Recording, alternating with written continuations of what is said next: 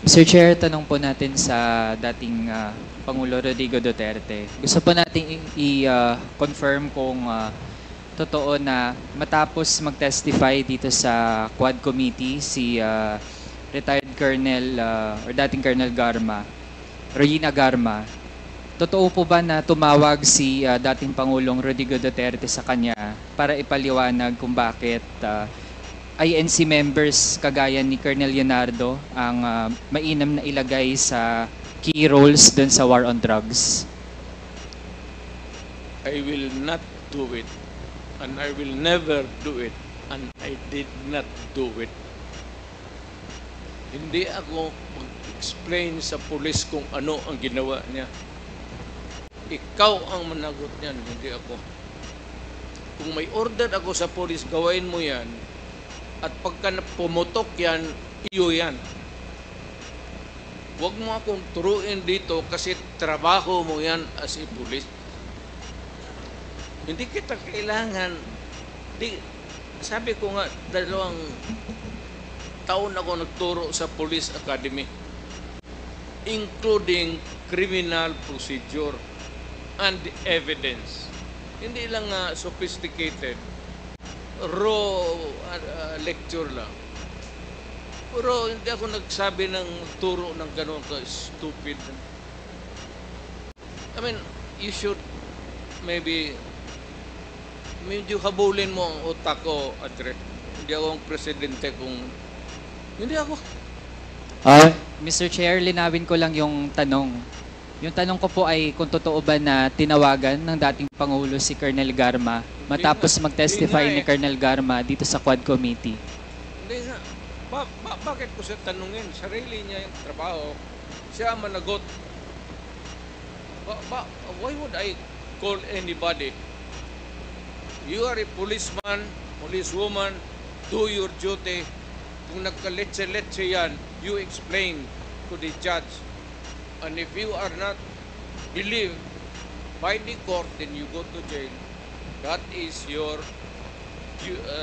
duty. That is your destiny. Mr. Chair, karugtong po niyan, tama po ba na pinaliwanag na kaya napili si Colonel Leonardo para sa isang key role doon sa war on drugs ay dahil mapagkakatiwalaan siya sa pera? I do not give money to people. Wala nga akong pati pagsayangan yung... Alam mo, kung may pera man ako sa city government, I'd rather buy rice for the yung police, may sweldo yan. Kung may operation, magsabi sila, bigyan ko. That's the most that I can do. Kasi magsabi, out of the province, out of the city, you would need gasoline. Alam mo ba, baka what time malaman mo? Alam mo ba na noon ang police walang gasolina? And there are stations na walang gasolina ang police. Alam mo ba yan? Mr. Chair, muna. At yung mga... Mr. Chair, I think nabanggit na po yan kanina doon sa sagot sa mga dati nating mga mambabat. Makinig ka muna kasi... Dali lang po. Suspended po muna tayo.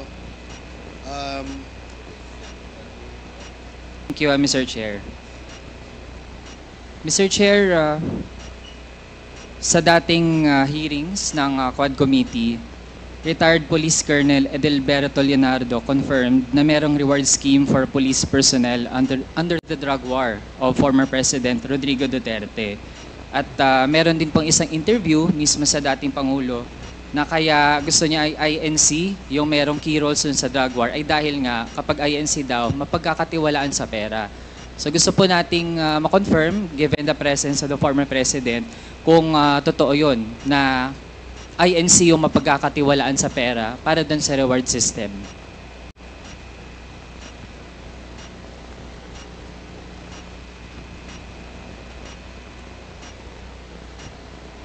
The reward system. Ganito yan. Lahat ng governors pati mayors ginagawa yan. if there is an operation which is not funded by the police because there is really no money, particular money for every crime committed at yung for the operation, lalo na out of town, you have to provide. If it says Davao City, outside of the province, Cotabato, prosecutor kasi ako, so I will begin to count kung magkano.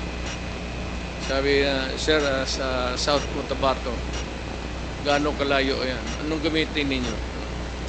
May gasolina, pagkain. So, ang pagkanguri ko, pagkain. Bigyan ko yan sila ng, okay, I'll give you 20,000. Magamit nila yan. Gamitin nyo yan. Pag may sobra niyan, magsabi sila, sir, hindi na ubos. Kasi nahuli ka agad. Kasi marami, hindi mo masuloy, hindi mo mabulsa yan. Kasi marami kayo dyan sa team na police, nag-ooperate. Sasabihin mo talaga yan pagbalik, sir. May sobra dito, sir. Ilan? Sir, kalahati. Sabi ko, inyo na yan. Mr. Chair. Reward. Correct. Very correct. Talagang totoo. At minsan, bigyan ko pa dagdag. So Mr. Chair, dahil ngayong kino-confirm na rin naman ng dating Pangulo na merong reward system at sabi po niya hindi lang pala siya yung gumagawa niyan. Meron ding iba na gumagawa niyan in relation dun sa anti-drug campaign. Mr. Chair, I'd like to delve into specific persons na napangalanan na rin dati sa Quad Committee.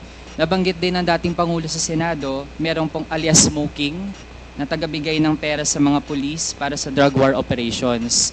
Ito pong si Smoking ay bahagi po dati ng Presidential Management Staff. Tama po ba, Mr. Chair?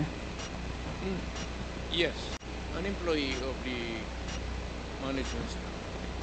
Mr. Chair, bakit kinakailangan na isang taga-presidential management staff ang tagabigay ng pera? Saan po ba nanggagaling yung pera na siyang ginagamit para dun sa reward system? Sa peace and order fund of the government. Huwag mo namang sabihin na ako pa ang magbigay doon sa mga pulis. Do not expect me to go down from the office at sabihin ko mag-distribute ako. Mr. Chair, yung Peace and Order Fund, saan po yun specifically nakalagak?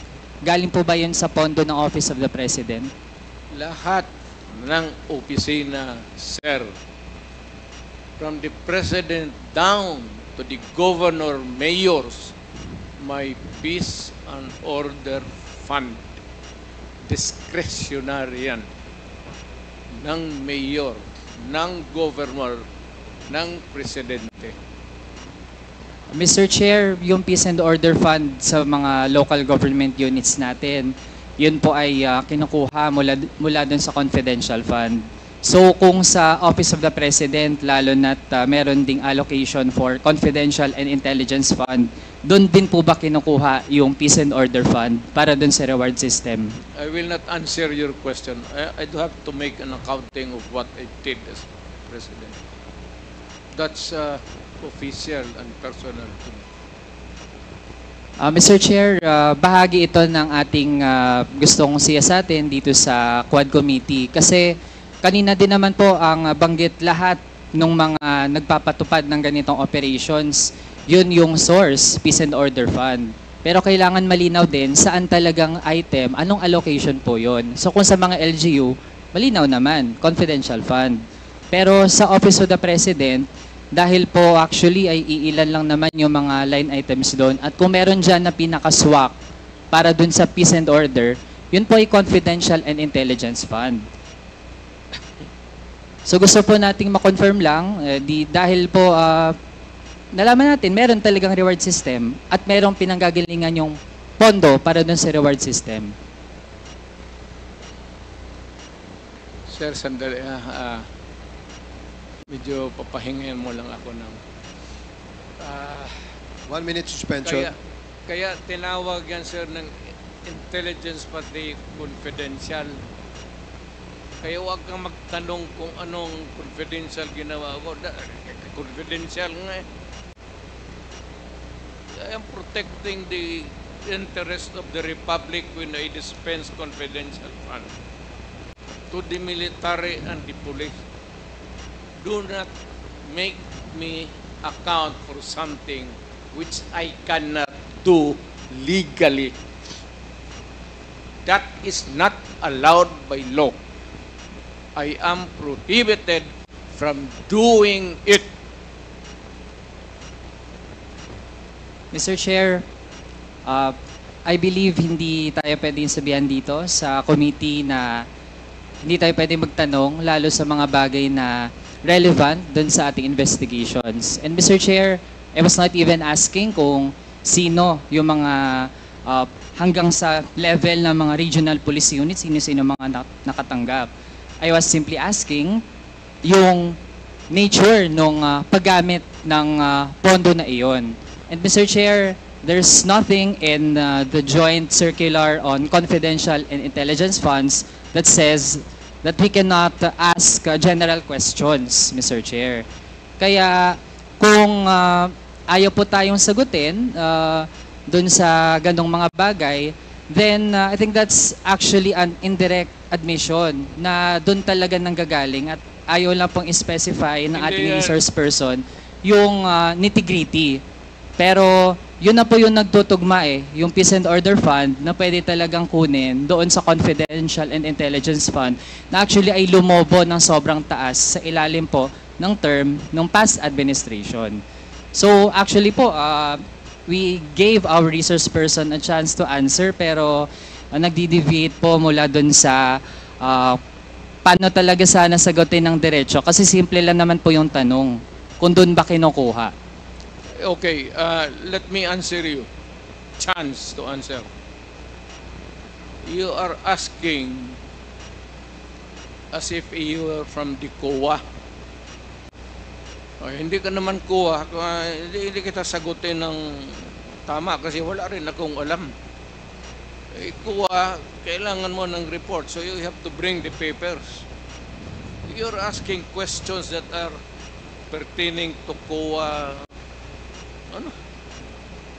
Hindi naman ako COA.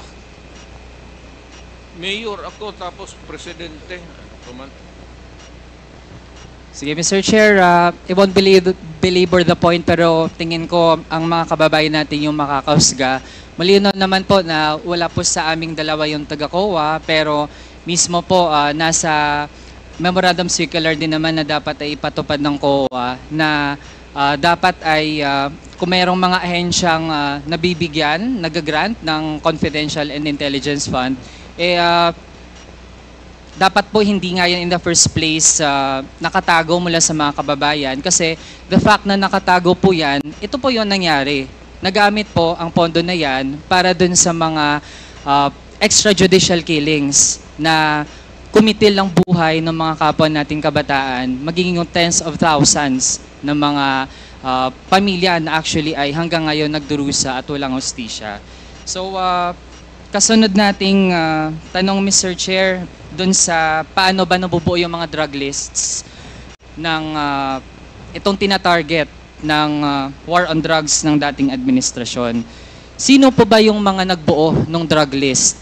At ito yung mga kasama dun sa tina-target ng war on drugs ng dating administrasyon.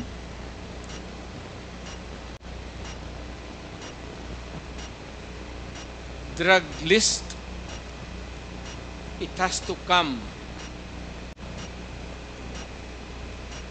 Hindi naman sa department store yan. It has to come from the police doing the undercover.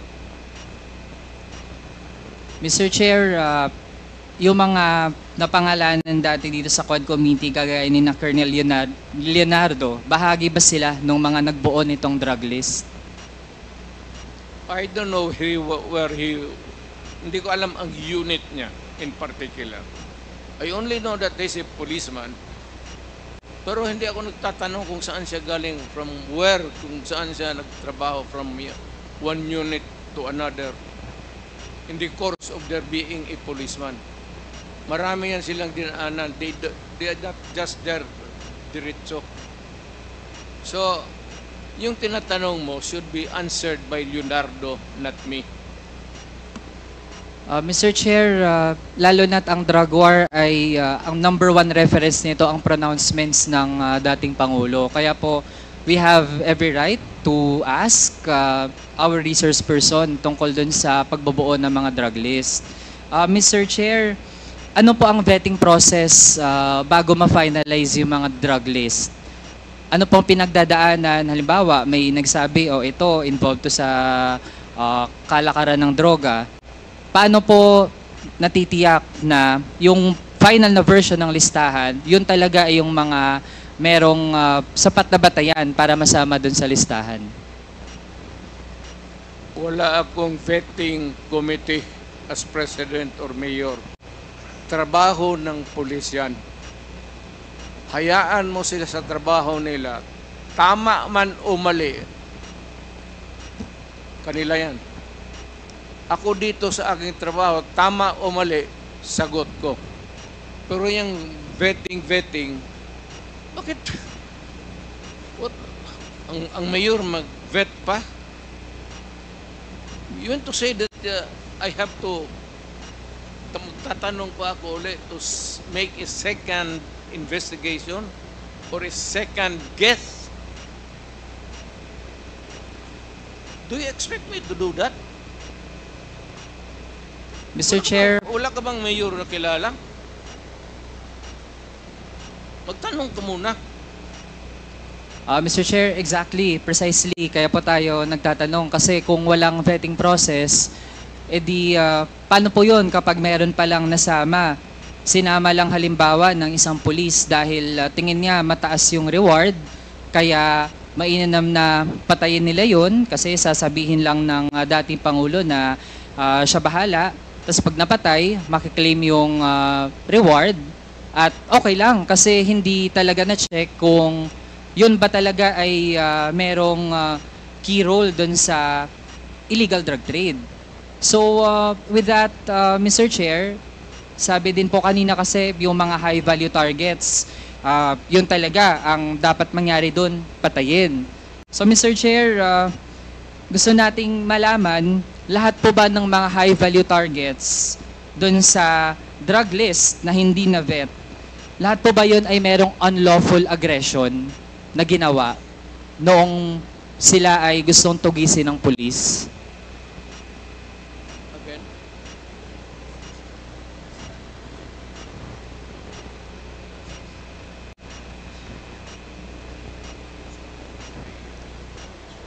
It's not, yeah, I know. Nakuha ko na. Kinig kasi ako sa ulan eh. Ulan ba yan?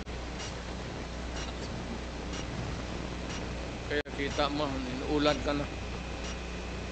Yung, hindi ko trabaho yan. Hindi trabaho ng presidente, hindi trabaho ng mayor. I do not have that kind of duty. Kaya ako may military ng presidente, may police. Anong mayor ako, may police ako. Yun ang trabaho nila. Ang trabaho nila, the end game is really to produce the name of persons who are in the drug industry. Kaya dito sa Manila, when I became president, Mr. Chair, nagde-debate na po dun sa do not tinatanong interrupt me natin. because I am answering Mr. Chair, the the question. answer is not directly in line One with the minute question. suspension.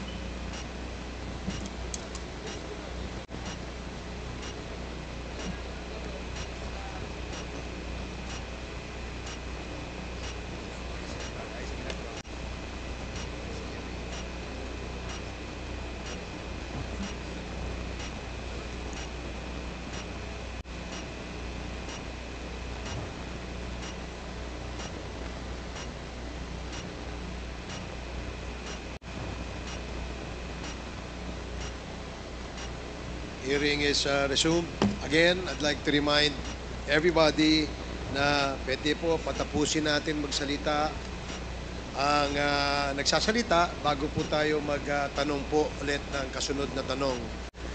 Para lang ho malinaw at maayos ang ating hearing, yun po ang paulit-ulit po nating sasabihin. So, Congressman Manuel, you have 3 more minutes. Please proceed. Thank you, Mr. Chair. Mr. Chair, ganito po kasi yung tanong natin kasi nung kinlarify natin kung may vetting process ba yung dun sa mga drug list, sabi naman po wala. Kaya halimbawa, kapag ang pangalan ay nalagay dun sa pagiging high value target na mataas yung reward para sa ganung mga tao, kahit hindi pa yan dumaan sa tamang proseso, ang goal na po kaagad ay patayin. And actually, sa nakaraang Quad Committee hearings, Mr. Chair, nalaman natin meron nga abogado nasama dun sa high value target. Tapos pinatay ng pulis.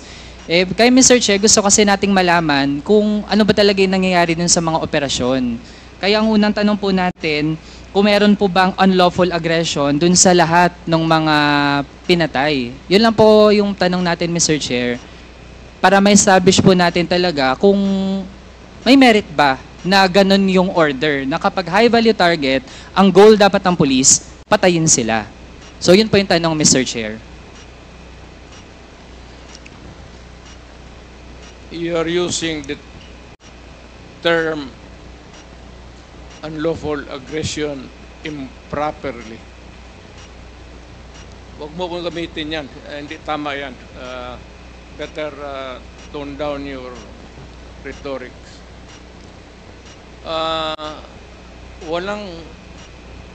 Walang Pilipino, Sir. Mayor ako, na presidente ako, I would never allow anybody to kill an innocent Filipino. Pag ginawa mo yan,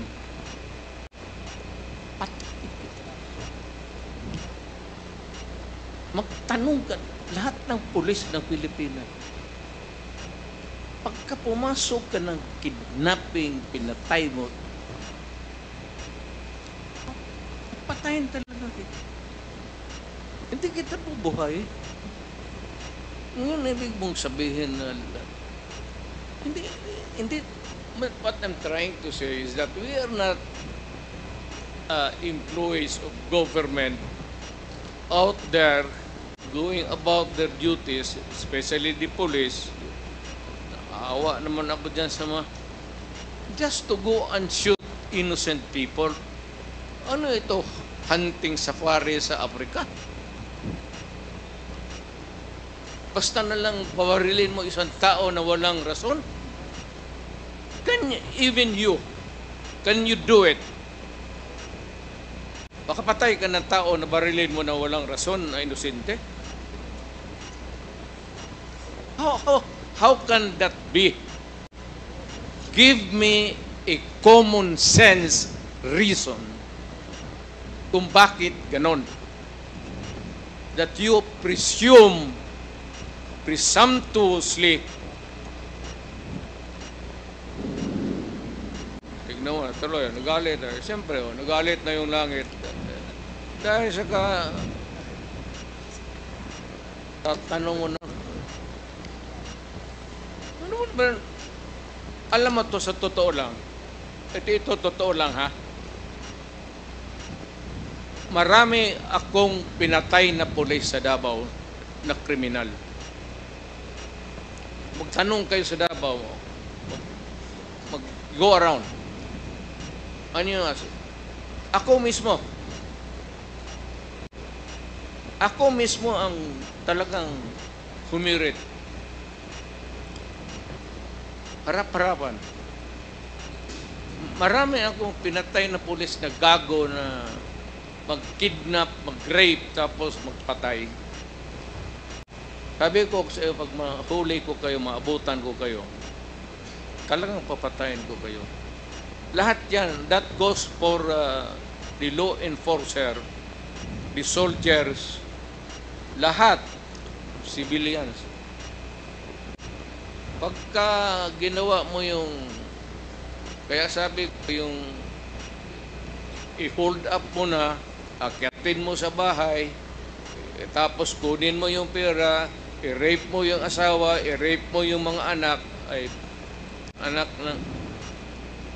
Totoo yan. Huling topic na lang, Mr. Chair, sa ICC kasi mismo ang dating Pangulo ang nagsabi na bilisan ng ICC yung kanilang investigation. I just would like to be clarified, Mr. Chair, kasi it seems to be a change of mind. Kasi nung patapos na ang term ng dating Pangulo, June 25, 2022, the Office of the President slammed the plan of the ICC to resume investigation dun sa naging war on drugs. So, gusto lang po natin maging malinaw, Mr. Chair, na dati ay ayaw po ng dating Pangulo dun sa ICC, pero ngayon ay okay lang na mag-investigate po yung ICC. Tama po bang narinig natin kanina, Mr. Chair? Mr. Chair, the ICC does not scare me a bit. They can come here anytime. I suppose that you would want to maybe make it easy for them to visit and start the investigation. I would welcome that. Alam mo, wala naman tayong taguan. Ang sinabi ko, yung ginawa ko, sinasabi ko na sa inyo, yung ginawa ko. I did it for my country and for the young people dyan sa droga. No excuses, no apology. If I go to hell, so be it. Mr. Chair, hearing that, ibig sabihin po ba ay willing ang dating Pangulo na isubject yung sarili sa investigation and all processes na gagawin ng ICC in relation dun sa kanyang war on drugs? Bigyan mo ako ng pera, ako nang punta ng ICC doon. Ako na mismo magpa-imbestiga doon. Ang tagal nila, hurry up! Kasi baka matanda na ako, mamatay ako. You might miss the pleasure of seeing me standing before a court and hearing the judgment, whatever may be. Pero ako, sabi ko, ginawa ko para sa bayan, ginawa ko para sa mga anak natin. Hindi, you never know kung ano yung resulta sa mga droga sa mga bata. You never know the sacrifice of the parents. You'd never know the misery. And kita mo naman, sa lahat ng Pilipinas. And you'd never understand the suffering of a parent or a brother or sister na nakita niya na gonggong na ang anak niya. Pinaaral mo kindergarten, grade school, high school, pagdating sa college, bigyan mo ng droga tapos nagonggong na, and you render the human being inutil. Yan ang masakit sa akin nung na-mayor ako. Kasagsagan yun ng droga. Hindi ko katanggap-tanggap. Kaya kita papatayin talaga, prangkahan. Hindi ko matanggap. So that's your last question. Ikaw yun.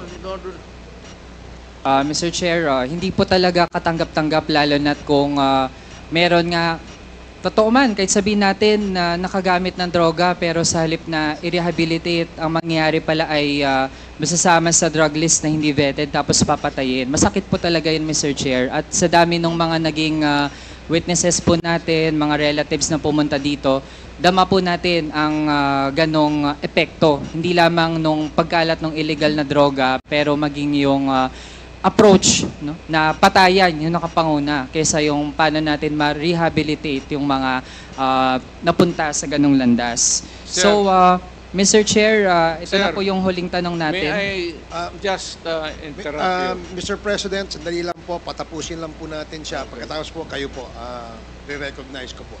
Sige, please, wrap it up. Thank so you, that, Mr. we Chair. can Mr. proceed. Chair, huling tanong kasi lumitaw din naman na ang dating economic advisor ng former president na si Michael Yang ay actually involved sa illegal drug trade. So gusto po nating matanong kasi ang postura po ng dating Pangulo ay staunch enemy of illegal drugs, pero malalaman natin, Mr. Chair, na ganun pala ang ilan sa mga aktibidad ng kanyang economic advisor. So gusto po nating malaman, alam din po ba yon ng dating Pangulo na mismo ang economic advisor niya ay involved sa illegal drug trade? Are you really sure? We had lots of evidence po dito sa hearings sa Kamara. Produce one now. The records of the House of Representatives can suffice. He's going around until now and making friends with everybody. Lahat ng mayor yan dinedicate. Ganon ang mga in-check. Lahat ng businessmen sa China, mainland China, pag nagdegosyo, nagdidikit yan ng mga politiko, especially the mayor. Hindi ako namimili kasi lulo ko in-check eh. So ano bang problema ko kung maglapit yan dito, puro kriminal? Magipag-inuman ako ng kriminal. Pagkatapos niyan, barilin ko. Wala mang problema sa akin yan. Pakainin ko, tapos pagbusog na, lasingin ko. Tapos, tatapon ko. Kaso Mr. Chair, hindi lang po Ganun yun lang- kainuman. Mismo, ganun lang yung presidential economic advisor, Yeah. ganun pala ang ginagawa. So it seems like parang naging mafia po ang gobyerno natin nung nakarang administrasyon. And with that, I end my interpellation, Mr. Chair. Thank Mr. you. Chair, kung buhay pa yan, ibig sabihin, hindi yan durugista. Hindi ko itataya yung pagkatao ko. Salamat. Mayor, presidente, tapos mag-ano-ano ka ng, ano lang, Okay, salamat po, Mr. President. Thank you, Congressman Manuel.